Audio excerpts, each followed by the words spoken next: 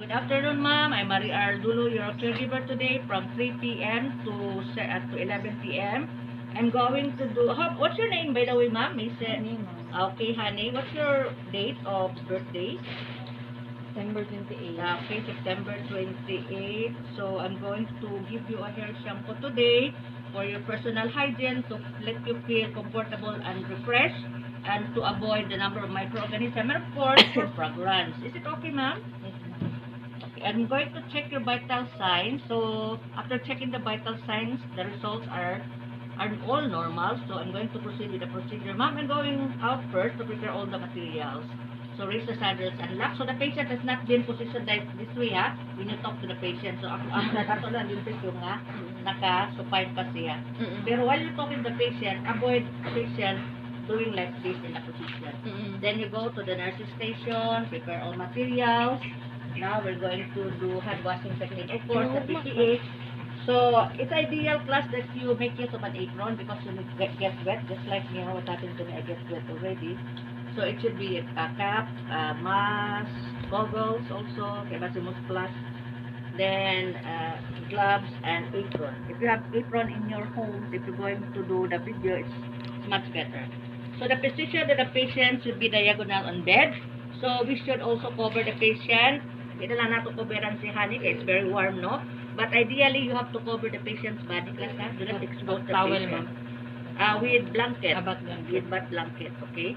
And then, do not expose the patient unnecessarily, of course, okay? So initially, we have to comb the patient's hair to remove hair tangles. Okay, when the hair of the patient is long, class, you have to support like this, and you comb it very slowly, no, to remove hair tangles. Patients who are sick, class, have plenty of pains. That's why you have to be very careful. You have to act gently. So you remove hair tangles.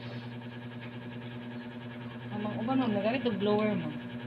After hair shampoo, right? Okay. And then after that, you have to ask the patient's preference of the hair shampoo that he wants. So my patient already given me her preference shampoo. So, ma'am, we're not going to make use any more of conditioner. We'll just use this one. Okay. And then we put slightly moist washcloth on the patient's eye to give patients comfort and relaxation, and also to avoid the glaring of lights, and avoid also the accidental slipping of the washcloth. Ma'am, I'm going to put washcloth in your eyes, ma'am, so that you will feel comfortable and relaxed, so that also you avoid the glare of the lights, ma'am. And also, ma'am, I'm going to put dry cotton balls in your ears to avoid accidental entering of cotton balls in your ears. Is that okay, ma'am? Okay, so I'm going to cover. Then, this is new cotton balls, ha? I made this just now. Put it inside the patient's ear. So, class, if you're going to put cotton balls in your patient's, actual patient's, class, make sure that it's clean, ha? Because you might infect your classmates' ears. Okay? So, after that, it depends upon the preference of the patient. If the patient prefers warm water or ordinary tap water, just like today, it's quite warm. So, for sure, the patient's preference is ordinary tap water. So, I'm going to make this first on the picture. This is ordinary tap water. That's additional. Okay, so I'm going to make initial rinsing of the patient's hair. Ma'am, is the coldness of the water alright with you?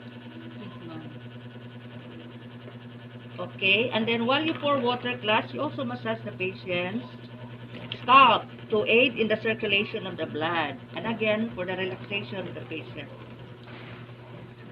So you're going to help in the circulation of the patient's blood on the scalp. Okay, and then do not forget to include the back of the head. The purpose of the towel, class, at the nuchal area of the patient is in order to hyperextend the patient's head, and also to avoid the water running into the patient's back. And the purpose of the Kelly pad is to serve as a funnel. Water will be directed on the empty basin or tub.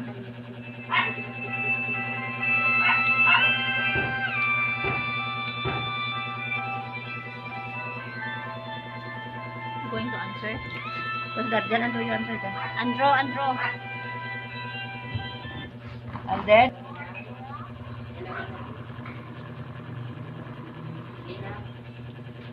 class, if the patient's hair is quite long, if this is a dipper, so a dipper is kabo, no? You put here water with shampoo and then you dip the hair here and then you do the shampoo at the dipper. So Honey's hair is quite short, so I can just make use of this one.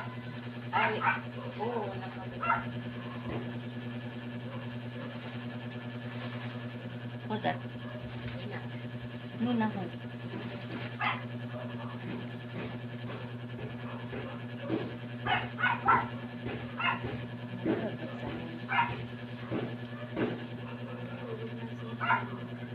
Okay, so like that class up.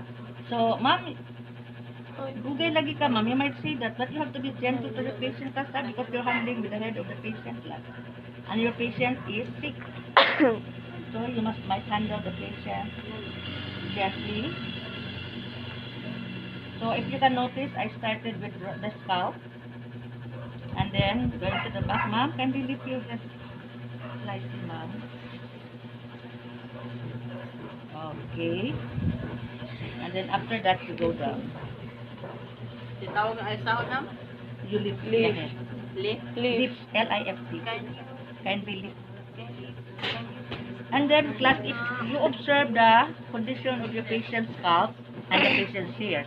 In case, class, you notice that the patient's hair has plenty of pediculi. Pedicular or lice. Puto. Pedicular, And plenty of lice. nips. Lusa. So, you're going to make use of a washcloth. Can you get my washcloth, ma'am? Washcloth. Washcloth. That one. That's a washcloth. Okay. So, you're going to moisten the washcloth and then, presuming that Honey has a plenty of pedicular or lice, you're going to rub it. So that the lice or the pedicular will stick on the washcloth. Mupilit yan, you know? So, wow, dami. Then, ma'am, how are we going to kill the lice? You put it in the floor and then you get a bottle, then you do like that.